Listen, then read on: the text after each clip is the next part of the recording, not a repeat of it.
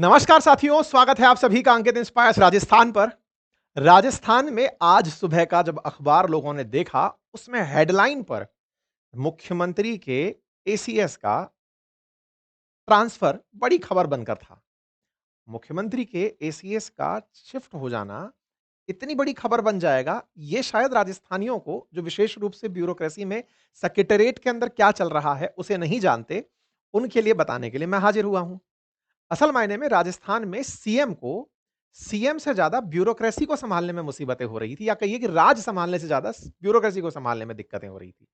दो धड़े ऐसे बने हुए थे जिनकी तरफ पूरी तरह नजर थी कि सचिवालय में सीएस ज्यादा पावरफुल हैं या फिर एसीएस, जो एसीएस टू सीएम लगे हुए हैं, वो ज्यादा पावरफुल हैं। एक तरफ थे सुधांशु सुधांशु पंत और दूसरी तरफ थे शिखर अग्रवाल।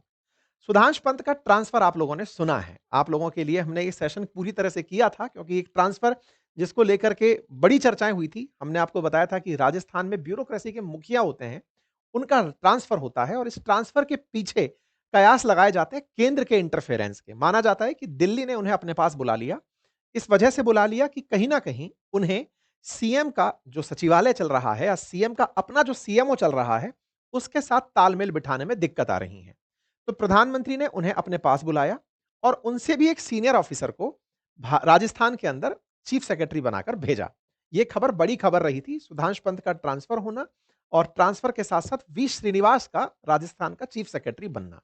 वी श्रीनिवास जब यहां आए तब यह उम्मीद की जा रही थी कि उन्हें केंद्र का अनुभव बहुत ज्यादा है। केंद्र का अनुभव ज्यादा है यानी कि केंद्र के साथ उनकी केमिस्ट्री बढ़िया है। तो चीफ सेक्रेटरी में सुधांशु पंत की जगह एक और सीनियर आईएएस ऑफिसर आते हैं।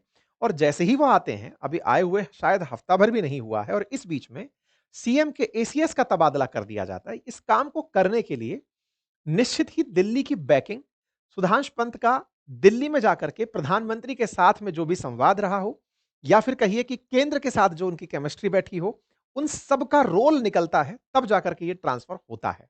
ये तस्वीर बहुत से मायने रखती है। ये बिल्कुल वैसी तस्वीर है जिसमें सुधांशु पंत, वी श्रीनिवास, जो कि उनके सीनियर भी हैं, लेकिन सेम पद के लिए अब आए हैं, तो उनसे बैठते हुए जो केमिस्ट्री बन रही है वो यही कि भाई देखो, हम तो चले, लेकिन यार हमारा मान रख लेना, क्योंकि हमारा कुछ काम अटक गया था जिस कारण से हमें जाना पड़ रहा है। किसी भी आईएएस के लिए दो ही पद उनकी सर्विस के सबसे टॉप मोस्ट पद माने जाते हैं, राज्य में चीफ सेक्रेटरी और केंद्र के अंदर कैबिनेट सेक्रेटरी। अगर कोई भी व्यक्ति अर्ली एज में आईएएस बनता है तो ड्रीम करता है कि वो चीफ सेक्रेटरी तो कम से कम बने, क्योंकि राज्य में मुख्यमंत्री के इक्विवेलेंट अगर कोई बैठता है तो वो चीफ सेक्रेटरी होता है। आईएएस का मुख्यमंत्री वही है, एक तरह से ब्यूरोक्रेसी का सर्वे सर्वा वही है, ट्रांसफर, पोस्टिंग, सब वही है। लेकिन इस बीच में सीएम को सपोर्ट करने के लिए एक एसीएस लेवल का आईएएस अधिकारी और रखा जाता है, जो सीएम, जो कि एक जनता के द्वारा चुनित चुना गया व्यक्ति है, वो सीएम को सजेशन दे रहा होता है, सीएम के काम को फैसिलिटेट कर रहा होता है। सीएम का अपना एक कार्यालय होता है जिसे सीएमओ कहते हैं, उसको वो मतलब चला रहा होता है। ऐसे में राजस्थान के अंदर जो सीएम को चलाने वाले एसीएस थे शिखर अग्रवाल, उनका जिक्र बहुत ज्यादा होने लगा था, और वो इतना जिक्र होने लगा था कि सुधांशु पंत की बहुत से फैसले उनके चलते अटकने लगे थे। मतलब एक सीनियर अधिकारी एक जूनियर अधिकारी से प्रभावित होने लगा था, क्योंकि कहीं ना कहीं सीएम से सामंजस्य नहीं बैठ पा रहा था।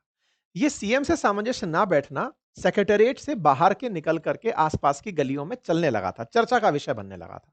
जब चर्चा इतने पब्लिक में होने लगे, तो निश्चित ही इसकी चर्चा दिल्ली में भी हुई होंगी कि साहब इस समय दो प्रॉपर धड़े बने हुए हैं।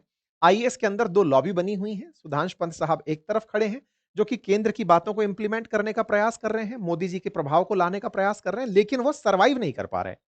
किसके सामने नहीं कर पा रहे? एक एसीएस टू सीएम लगा हुआ है जिसने पूरी की पूरी ब्यूरोक्रेसी को हिला रखा है। सारे फैसले सीएम बिल्कुल उन्हीं से पूछ करके कर रहे हैं। ऐसे में सीएस को दिक्कतें आई। सीएस की दिक्कतें ही थी जिसके चलते सीएस ने जिस दिन तबादला होना था, उसी दिन सुबह अपने सारे ऑफिसर्स को कह दिया था कि शाम को आज एक धमाका होगा। अर्थात ये तय माना गया कि सीएस ने दिल्ली जाने का डेपुटेशन खुद ने मांगा था, उन्हें हटाया नहीं गया था। उन्हें दिल्ली जाने का उन्होंने खुद आवेदन किया था, पीएमओ जाने का, कि साहब हमें साथ बुला लो, वहीं केंद्र में सचिवालय के साथ ओएसडी रख लो, लेकिन फिलहाल यहां से हटाओ, क्योंकि मैं काम नहीं कर पा रहा हूं। अब जब कोई सीएस लेवल का व्यक्ति इस तरह गया हो, तो केंद्र की जिम्मेदारी बनती है कि यार ऐसा कौन हो गया जो हमारे आदमी को काम नहीं करने दे रहा है। तो फिर वी श्रीनिवास जी को भेजा गया, जो कि लंबा समय, अपने कार्यकाल का लगभग आधा समय केंद्र में बिता चुके हैं। वो राजस्थान के सीएस बनकर आते हैं और आते हैं तो ये ऑरा साथ लेकर आते हैं कि केंद्र इनके साथ है, प्रधानमंत्री का आदेश इनके साथ है। अब पंत साहब दिल्ली बैठे हैं तो निश्चित ही उन्हें अपना पॉइंट लागू कराना होगा और जब वो यहां आते हैं तो आते ही जो पहला काम करते हैं उनमें से जो सुनने में आता है वो यही है कि सीएमओ से बाहर हुए शिखर अब उद्योग संभालेंगे और अखिल सीएम के एसीएस बनेंगे। अब साहब यहां पर बड़ी तगड़ी केमिस्ट्री हुई है। ये जो हेडलाइन है ना आज के अखबार की, इस हेडलाइन में बहुत सी कहानियां छिपी हैं। सीएमओ से बाहर हुए शिखर अब उद्योग संभालेंगे, ये वही उद्योग है जैसे अखिल संभाल रहे थे। अखिल अब सीएम के एसीएस होंगे। सीएम के एसीएस होने वाले जो अखिल हैं, इनकी कहानी समझिएगा साहब। कहानी ये है कि अखिल अरोड़ा जो हैं, ये गहलोत साहब के बहुत करीबी माने जाते हैं। मतलब इतने करीबी कि पिछले चुनाव में इनके इनको फँसाने के लिए कहिए या फिर इन पर आरोप-प्रत्यारोप के लिए कहिए, एक मीडिया न्यूज़ निकली थी कि सेक्रेटेरिएट में लगभग 2.5 करोड़ की कीमत का गोल्ड बरामद हुआ है और उसका संबंध अखिल अरोड़ा जी से जोड़ा गया था। कहा गया था कि आने वाले समय में एसीबी अखिल अरोड़ा से पूछताछ करेगी, इस तरह से मीडिया में कवरेज होने लगी थी। आपने गहलोत साहब के पिछले कार्यकाल में पूरा फाइनेंस डिपार्टमेंट संभाला हुआ था। देखिए इस चीज़ को ऐसे समझते हैं, किसी भी राज्य के अंदर जब आप घटनाओं को होते हुए देख रहे होते हैं, कोई भी चाहे योजनाओं का क्रियान्वयन हो रहा हो, नवाचार हो रहा हो, कोई भी एक्स वाई जेड कोई भी काम हो रहा हो, असल मायने में वो फाइनेंस से होकर आता है। फाइनेंस सामान्यतया सीएम अपने पास रखते हैं। वित्त मंत्री जो है राजस्थान में जनरली मुख्यमंत्री होते हैं, जैसे फिलहाल के लिए वित्त विभाग दिया कुमारी जी को दिया हुआ है। होता यह है कि वित्त बहुत ही महत्वपूर्ण विषय है, राज्य को चलाना है और जब राज्य को चलाना है तो वित्त के अंदर दो विषय होते हैं, एक रेवेन्यू का और एक एक्सपेंडिचर का, कि हम कमाएंगे कहां से और खर्चेंगे कहां पर। इस चीज में महारत हासिल कर चुके हैं शिखर अग्रवाल जी। ये पिछले समय से लगातार जब गहलोत साहब थे तब भी वित्त मंत्रालय संभाल रहे थे, राजस्थान का जो वित्त विभाग है उसको संभाल रहे थे, हेड कर रहे थे और साथ ही साथ में जब गहलोत साहब के जाने के बाद भजनलाल जी आए, उसके बाद भी आप पहला बजट यही दे करके गए। मतलब ये लंबे समय तक वित्त संभालते रहे, इनका रिप्लेसमेंट नहीं मिला। इसके पीछे की दो कहानियां कही गई। कहानियां ये कही गई कि जो शिखर अग्रवाल, ये जो अखिल अरोड़ा जी हैं, इनके भाई दिल्ली में उस समय पुलिस कमिश्नर हुआ करते थे और दिल्ली में जब वो पुलिस कमिश्नर थे, इनके रियल भाई, उस समय दिल्ली सरकार को केजरीवाल सरकार के साथ सामंजस्य रखना था। उस समय पर जो उनके जो भाई हैं दूसरे अरोड़ा जी, वो वहां पर दिल्ली यानी कि केंद्र सरकार के लिए काफी मददगार साबित हो रहे थे। और दूसरा, बीच में एक और उप मुख्यमंत्री जो हमारे हैं बैरवा जी, उनके बारे में एक फाइल खबर उड़ करके आई थी। कुछ एलिगेशन लगे थे उनके ऊपर कि कोई विदेशी महिला के साथ उनकी तस्वीरें बाहर आ गई थी। कुछ होटल का कोई इंसिडेंट था जो काफी चर्चा और सुर्खियों में आया था बीच में, लेकिन फिर मीडिया से उसे हटा दिया गया। कहा गया उसका प्रबंधन करने में भी अखिल अरोड़ा जी के जो भाई हैं, जो दिल्ली कमिश्नर उस समय हुआ करते थे, उनका बड़ा रोल था। तो दिल्ली सरकार से यानी केंद्र सरकार से जो कमिश्नर साहब हैं, उनकी सेटिंग बहुत शानदार थी। उसका कहते हैं कि अखिल अरोड़ा जी को राजस्थान में रहने में बड़ा योगदान मिला।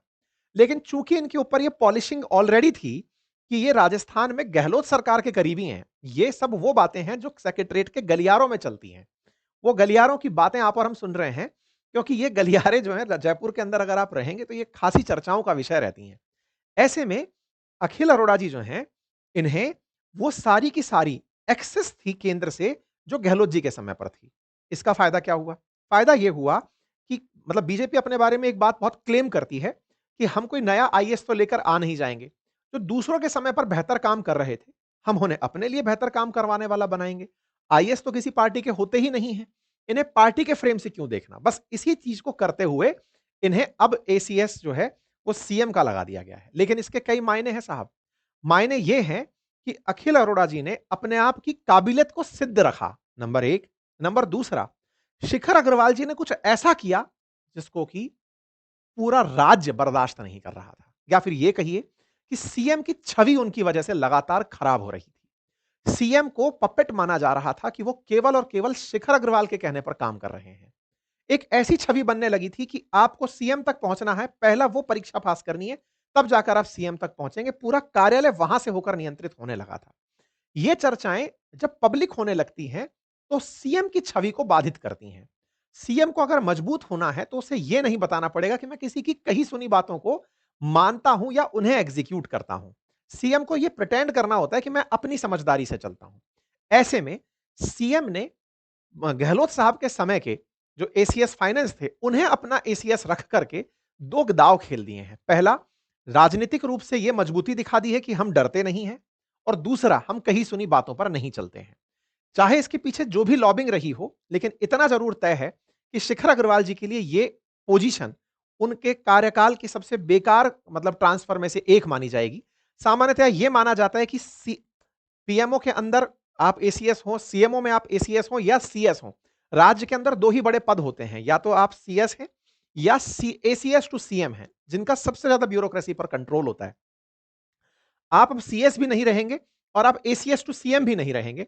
ये ट्रांसफर कल रात को जैसे ही लिस्ट आई, हर ग्रुप में तेजी से फैलने लगी, लोगों के बीच चर्चाओं का विषय बनने लगी, और यही कारण है कि अखबार की सुर्खी बन गई। कल आईएएस की एक बड़ी ट्रांसफर लिस्ट आई, जिसमें लोगों का जो मेजर ध्यान था वो इसी बात पर था कि खेल हुआ क्या है। और इस खेल में ऊपर की तरफ अखिल अरोड़ा का दिखना, चूंकि दोनों बैचमेट हैं, वो कुछ इस तरह से रहा था कि शिखर अग्रवाल जी और अखिल अरोड़ा जी दोनों बैचमेट हैं, लेकिन एसीएस टू सीएम होने का फायदा अखिल अरोड़ा जी को, शिखर अग्रवाल जी को मिल रहा था। कहते हैं कि अखिल अरोड़ा जी से वित्त विभाग लेकर के उन्हें जन स्वास्थ्य अभियांत्रिकी में भेजने का जो काम किया था, वो भी शिखर अग्रवाल जी ने किया था। मतलब कि अपने ही मित्र का ट्रांसफर करवा दिया, बोल करके सीएम से कि साहब ये ठीक नहीं है फाइनेंस के लिए। लेकिन समय पलटा क्योंकि पंत साहब यहां से गए। पंत साहब गए, वो दुखी थे शिखर अग्रवाल से कि तुम्हारे चलते मेरी फाइल एग्जीक्यूट नहीं हो पा रही है, तुमने इतना मुख्यमंत्री के साथ में सामंजस्य रख लिया है, अब तुम्हारा पत्ता वहां से कटेगा। श्रीनिवास आते हैं और वो अखिल अरोड़ा जी को बैठाते हैं कि सर एक्सीलेंसी को मौका दिया जाए, एक्सीलेंट व्यक्ति है, इसे मौका दिया जाए। और राजनीति में मतलब ब्यूरोक्रेसी में बड़ा परिवर्तन होता है, यहां से और यहां के बीच का ये बड़ा परिवर्तन, इसको एक मेजर चेंज के रूप में देखा जा रहा है। माना यह जाता था कि इन दोनों के बीच का जो तकरार है, शिखर अग्रवाल वर्सेस सुधांशु पंत के तकरार में, इनके जाते ही इन्हें बहुत ज्यादा पावरफुल सिद्ध किया गया था कि भाई फाइनली इन्होंने सीएस का तबादला करवा दिया। लेकिन ये जाकर के वहां खेला खेल देंगे, ये किसी को नहीं पता था। वहां जाकर के इन्होंने जो खेला खेला, इनको पूरी तरह से पावर से ही विहीन कर दिया और खुद दिल्ली में बड़े पावरफुल पद पर चले गए। फिलहाल अपेक्षाएं ये मानी जाती हैं कि आप आने वाले समय में केंद्र में हो सकता है कैबिनेट सेक्रेटरी की दौड़ में लगे और वहां बैठ करके पूरे देश के लिए एक प्रमुख ब्यूरोक्रेसी का बनकर आए। ठीक है, मुख्य सचिव के पद छोड़ने में काफी सारी चीजें जो बाहर आ रही थी कि उनकी ट्रांसफर पोस्टिंग में अनदेखी हो रही थी, फाइल नहीं भेजी जा रही थी, पसंद के अधिकारियों की नियुक्ति नहीं हो रही थी, जिसके चलते सीएस और एसीएस के बीच का जो तकरार था वो बहुत तेजी से चल रहा था। फाइनली प्रधानमंत्री जी ने भजनलाल जी को एक बहुत ही साफ स्पेस दे दिया है, कलेश मुक्त क्षेत्र दे दिया है कि सुनो अब तकरार नहीं है ब्यूरोक्रेसी में, अब आप ही हैं। नया सीएस मिल चुका है, नया एसीएस मिल चुका है। आप पहली बार जब नए मुख्यमंत्री बने थे तब आपको वो दोनों लोग चला रहे थे, अब आपके पास अनुभव है, नया चीफ सेक्रेटरी है और नया एसीएस है, तो नए सीएस के साथ और नए एसीएस के साथ काम आपको करना है पुराना सीएम बन करके, क्योंकि अब आपको पद पर रहते हुए 2 साल होते आए हैं। ऐसे में आप अपने अनुभव से उनसे काम कराइए और राज्य में अपने आप को स्थापित कीजिए। ये प्रधानमंत्री से अपेक्षा, प्रधानमंत्री ने निश्चित ही मुख्यमंत्री से अपेक्षाएं रखी होंगी। आप हैं अखिल अरोड़ा जी, जिन्होंने दिया कुमारी जी के साथ मिलकर पहला बजट भी दिया था, तो गहलोत साहब के साथ भी इन्होंने बजट दिया था। आप उन्हें इस तरह से देख सकते हैं। तो उम्मीद है कि आपको इस ट्रांसफर के मायने समझ में आए होंगे और इस कहानी के मायने कि जब 1 साल पहले अखिल अरोड़ा को एसीबी की जांच झेलने के लिए हेडलाइन झेलनी पड़ रही थी, क्योंकि सेक्रेटेरिएट में गहलोत साहब से जो इनकी करीबी थी, उस समय गहलोत सरकार का शासन था और उस समय सेक्रेटेरिएट के अंदर लगभग 2-2.5 करोड़ का गोल्ड मिल गया था, रखा हुआ कैश और गोल्ड मिला था, तो चर्चाएं आने लगी थी कि ये साहब उनसे संबंधित है। तो ये चर्चा ही ये दिखाती थी कि गहलोत साहब को कमजोर करने के लिए अपोजिशन ने, उस समय अपोजिशन में बीजेपी थी, अखिल अरोड़ा का उपयोग करने का सोचा था। लेकिन आप काम की मजबूती सोचिए कि वो व्यक्ति अपने पद पर रहते हुए आज वर्तमान सीएम के एसीएस तक पहुंचे हैं, तो ये निश्चित ही एक बड़ा काम की सफलता मानी जाएगी और अखिल अरोड़ा जी ये काम करने में कामयाब हुए हैं। ये वो वाली बात है कि आप अगर अच्छे होते हैं तो आप हर सरकार के लिए अच्छे होते हैं। आपके दामन पर दाग लगने का प्रयास तो खूब हुआ, लेकिन आप उनसे बच निकले और राजस्थान की ब्यूरोक्रेसी को एक नई पहचान दे गए। आने वाले समय में ये सब चीजें कैसे चलेंगी, देखते चलिएगा। बाकी आप लोग इस विषय पर क्या सोचते हैं, अपनी राय जरूर कमेंट बॉक्स में दें। चैनल पर नए हैं तो सब्सक्राइब कर लें और राजस्थान में अपने और साथियों के साथ इसे साझा करें। बहुत बहुत धन्यवाद।